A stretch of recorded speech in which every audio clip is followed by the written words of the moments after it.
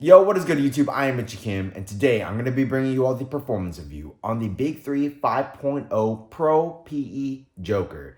Before we get started, if you all enjoy sneaker content just like this, do me a favor, hit that subscribe button down below and hit that bell notification button so you never miss another video just like this one. But anyways, let's get right into it.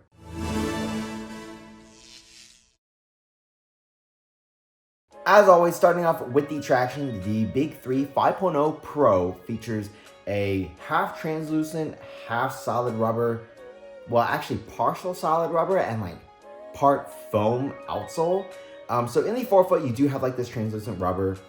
This green part right here is actually all foam, and then this outer little like horseshoe shape is rubber. And the traction on here, it's okay. Like if you're playing on your clean courts, you really won't have any problems at all. Clean courts, you're gonna have perfectly fine traction. It's not gonna be like the best traction. You're not gonna have like an extremely hard bite, but you'll have a pretty good bite. But if you are playing on your dustier courts, this is where this traction setup suffers. I'm not sure if it's because, you know, this isn't fully rubber, or maybe it's partially due to the foam and translucent rubber. But this thing picks up dust, and if you don't wipe, you know, if you don't consistently wipe, you're gonna have some issues. You will be sliding around. There were some times where I slipped up, not completely slid out, but you know, you definitely slide to a stop pretty consistently if you don't wipe off that dust. So yeah, I mean, traction performance on the dusty courts is definitely not very good. If you do wipe, you might have like a couple good stops, and then you're gonna have to wipe again.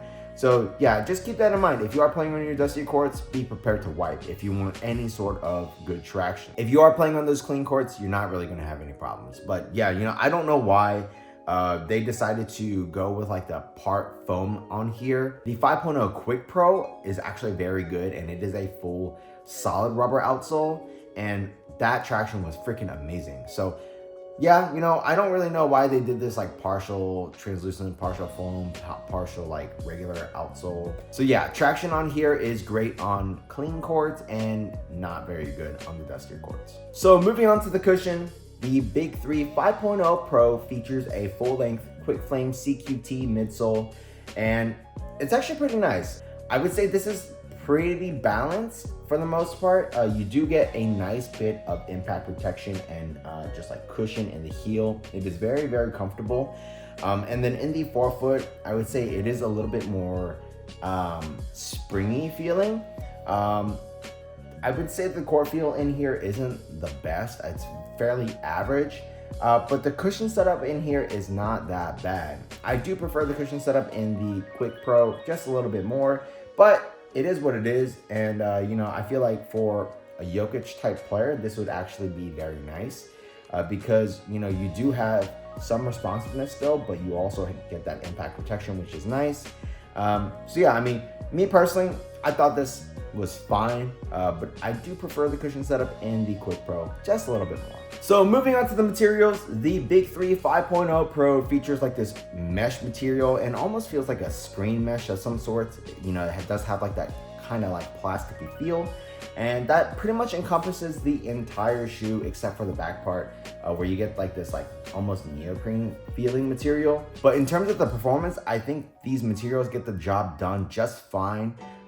I do wish they, you know, were a little bit more premium feeling, but in terms of the performance, it does get the job done very, very well. Moving to the tongue, you do have like this open mesh tongue. I wouldn't say it's like the most padded or anything, but if you do like to crank down your laces, you really won't feel the laces digging into your foot. Another thing that's special about this version is you actually have this like little ring holder, and that's because Jokic actually used to tie his wedding ring around the laces on his old Nike shoes. So yeah, I mean, 361 kind of, you know, took it a step further. They put this little ring pouch in here so he could slide his ring in here rather than like tying around his lace, which is cool. It's just a nice little detail which kind of shows, you know, their, I guess, like appreciation to Jokic. So what you do get on here is like these two little rings. It's Jokic's name and I believe his wife's name. But yeah, you know, it's just a nice little feature that they added to kind of make it really feel like this is a Jokic shoe, because it is. But outside of that, you know, like I already mentioned, the materials from a quality standpoint, I wish it was a little bit better, but in terms of the performance, it does get the job done just fine. So moving on to the fit, I would say that these pretty much do run true to size. I went true to size. I'm a slightly wide footer, and I felt a little bit of pain up in the forefoot area. You actually feel like these little plastic wings here kind of digging into your foot if you do have wider feet. So I think for most people, if you do have, you know, narrow feet or normal feet, I think going true to size is your best bet. If you do have slightly wide feet, you can get away with going true to size. You might feel a little bit of pressure, and I would say it doesn't break in too much, but if you're okay with that pressure, then, you know, you should be fine. But for sure, wide footers, you definitely want to go up a half size because you will be struggling up in this forefoot area. Outside of the narrowness issue, you know, you do have a little bit of dead space up in the toe box area, which is very minimal, and you don't really feel it, you know, when you're taking strides in the shoe. Everywhere else, you do feel pretty damn snug. It's great. Everywhere else fits very nicely over the foot. So overall, I will say that the fit in here is pretty good. Just make sure you do watch out if you do have wider feet, because you will have to go up a half size. So moving on to the support, I personally had zero issues with the support in the shoe. You do have an internal heel counter, and you do have some like pretty decent sculpting in here as well. So I didn't have any heel slippage. You're gonna be covered on that front. As far as side-to-side movement on the footbed goes, you're gonna be covered there as well. Like I already mentioned, the materials do a great job of making sure your foot is not sliding around on that footbed. As far as lateral movements go, you're gonna be covered on those as well.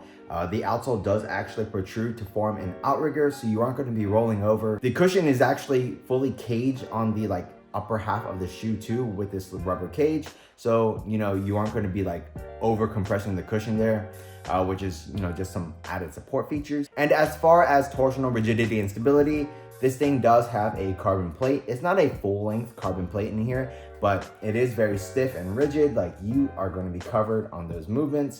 So yeah, overall, the support in here is also very, very good, and I had absolutely zero issues. So the BIG3 5.0 PE Joker retails for $169 or $170, and for $170, you know, if you want to pick up a pair of these, I would say go for it. Just the biggest thing for me, at least about this shoe, is the traction. Like, I really need good traction across all different types of courts, because I play across all different types of courts.